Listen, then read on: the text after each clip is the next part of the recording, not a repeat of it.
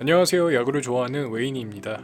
투고 타자의 환경 속에서도 OPS 0.9를 가볍게 넘기며 전반기에만 20홈런을 때려낸 위즈덤.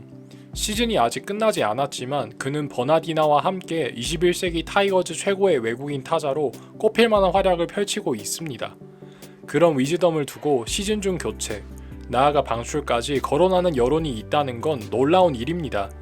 더 놀라운 것은 그 여론이 생각보다 적지 않다는 점이고 실제로 일부 팬들 사이에서는 진지하게 논의되기도 합니다.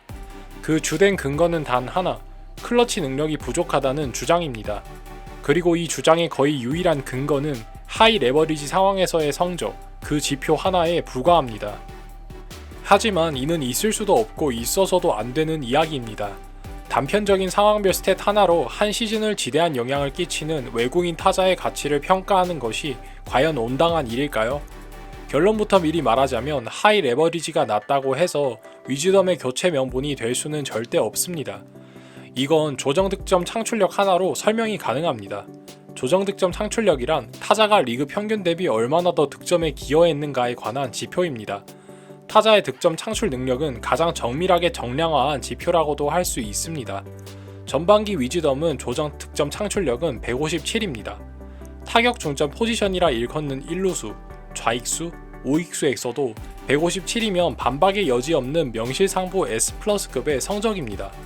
조정 득점 창출력 지표 또한 후루크로 뛰는 시즌이 있지만 위즈덤은 인아웃 존 스윙, 볼넷 비율 등 여러 지표를 봤을 때 KBO 수준에서 저점 방어가 되는 어프로치를 갖고 있습니다.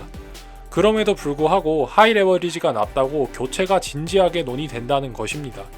하이 레버리지에서 성적이 낮다는 것은 가장 긴박한 순간, 즉 결정적일 때 한 방을 잘 치지 못해 용병으로 가치가 떨어져 불필요하다는 주장입니다. 이와 함께 소크라테스가 그립다고 합니다.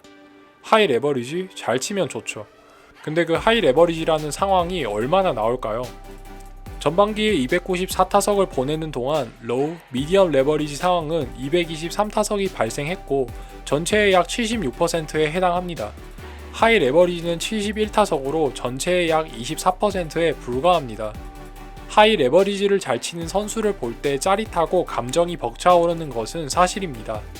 하지만 하이 레버리지는 전체 상황 중 일부에 불과하며 오히려 70%가 넘는 대부분의 상황에서 꾸준히 잘 치는 것이 훨씬 더 중요합니다. S급 이상의 조정 득점 창출력을 갖췄을 때 대부분의 상황인 미디엄 레버리지까지만 잘 쳐도 절대 놓쳐서는 안 될 타자입니다. 속된 말로 대놓고 좋은 타자입니다. 실제 위즈덤은 로우와 미디엄 상황에서는 투고 타저인데도 OPS가 1.0을 가볍게 넘을 정도로 파괴적인 성적을 기록하고 있습니다. 즉, 절대 놓쳐서는 안 될 타자란 말이며 교체 대상으로 언급되는 것은 있을 수도 없는 일이고 있어서도 안 되는 일입니다.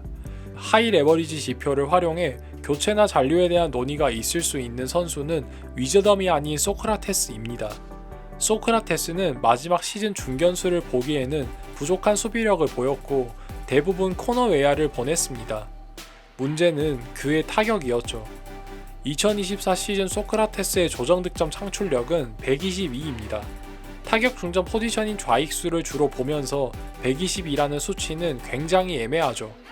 토종 선수라고 가정한다면 주전 자리를 굳건히 지키기에 충분합니다.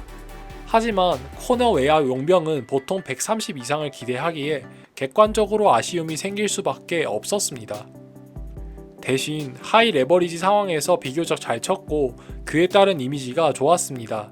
이럴 때 활용하기에 더욱 적합합니다. 용병치고는 분명 타격 성적이 아쉬운데 하이 레버리지 상황에서 잘 쳤다는 점이 조금 더 지켜볼지, 나아가 시즌 끝까지 동행할지를 고민하게 만드는 하나의 설득력 있는 근거가 될 수 있죠. 위즈덤 같이 엄청난 득점 창출력을 가진 선수를 낮다고 해서 교체를 주장할 명분으로 쓰이는 게 절대 아닙니다.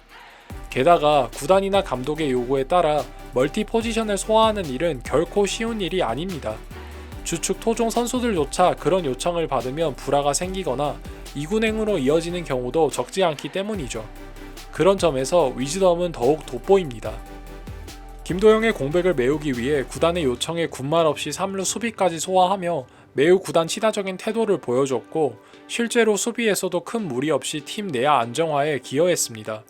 이러한 상황을 고려하면 다양한 커뮤니티에서 제기된 위즈덤 교체론이 3루 수비를 겸하던 6월부터 본격적으로 불거지고 7월까지 이어진 것은 쉽게 납득하기 어려운 일입니다. 위즈덤은 특정 일부 상황의 성적으로 평가할 수 있는 선수가 아닙니다.